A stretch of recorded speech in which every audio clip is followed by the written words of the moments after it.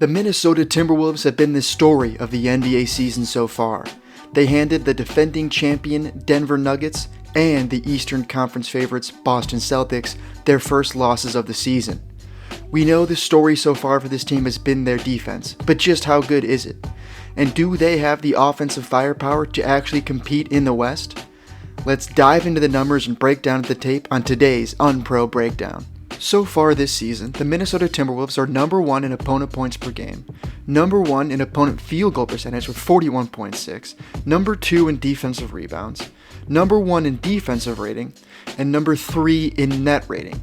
So clearly the Minnesota Timberwolves have the best defense in the league, but they actually have the best defense since the 2015-16 season, when the kind of forgotten about San Antonio Spurs posted a sub-100 defensive rating. This was the Spurs team that came in second in the West to the 73-win Warriors team. This Spurs team ultimately ended up losing to the Oklahoma City Thunder in the West semis. This Thunder team went to the Western Conference Finals, where they had a 3-1 lead on the Golden State Warriors, and we all know how that ended. But let's get back to the Minnesota Timberwolves. So far this season, they are 6th in blocks and 12th in steals. So that means their defense is mainly predicated on their ability to force misses. This is something that is much harder to quantify, so let's dive into the tape and see if this is sustainable over an 82-game season. I'm going to break down this recent game against the Celtics, and the story of this game was Anthony Edwards and his ability to make shots late in this game. But for every shot that Anthony Edwards made, there was a good defensive stop on the other end that allowed the Timberwolves to stretch their lead out. So here, this is a screen and roll with Jason Tatum and Drew Holiday.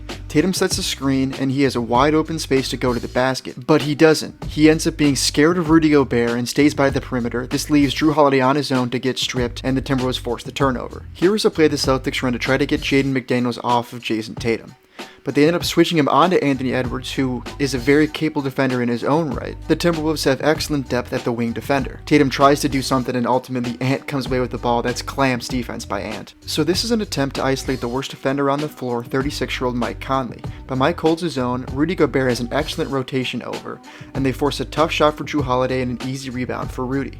So Jaylen Brown and Jason Tatum pride themselves as some of the best perimeter defending wings in the entire league. But Edwards just clamped up Jaylen Brown, and Jaden McDaniels is absolutely locking down Jason Tatum, forcing him to a tough shot. So in my opinion, this was the best defensive play that T-Wolves had all night. Here they're trying to screen Rudy Gobert to get Kristaps open or force a switch. That doesn't happen, he just easily goes around the screen. And at the same time, they're trying to force a decision down low. Great switch by the T-Wolves ultimately forces a bad shot for Sam Hauser, sealing the victory for the Timberwolves. I was very impressed with their ability to switch on the perimeter and the depth they had for perimeter defenders. I think that this Timberwolves team defensively deserves all of the hype they're getting at the defensive end. So making the switch to the offensive side of the ball, Anthony Edwards is averaging career highs in points, rebounds, assists, field goal percentage, and 3-point percentage. He's making the switch into one of the best players in the NBA, and he's only 22. As for Rudy Gobert, he's averaging a career high in offensive rebounds, and his field goal percentage is actually a little bit low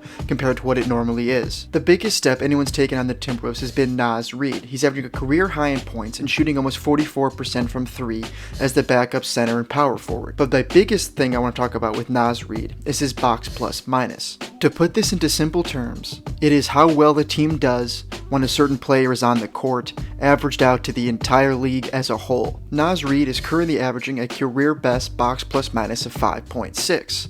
But what does that mean? Well, basically, he is the 17th best player in the NBA right now. He is ahead of LeBron, DeJounte Murray, KD, and Kawhi in box plus minus. And clearly at the top, these are very talented players. It's not a throwaway stat. He's been playing incredible. So this ties into my next point, and it's the fall of Karl Anthony Towns. His box plus minus is minus 1.8. So he is worse than the average NBA player, and he's averaging career lows in points, field goal percentage, and 3-point percentage. Despite all of this from Cat, the Timberwolves are winning. So this all ties into my very last point. And this is the Timberwolves lack guard depth, and I think that is what keeps them away from ultimately being one of the best teams in the West. 36-year-old Mike Conley's number 1 in minutes per game, and there isn't another guard averaging over 20. So if I were in charge of the Timberwolves, I would move Karl Anthony Towns for some young guard depth. I think an ideal trade candidate for the Timberwolves would be the Orlando Magic. Paolo Banchero is bursting onto the scene. They have some injuries in their front court. Cat would fit in and be a consistent offensive piece, and in return, the Timberwolves could get Cole Anthony and Jalen Suggs.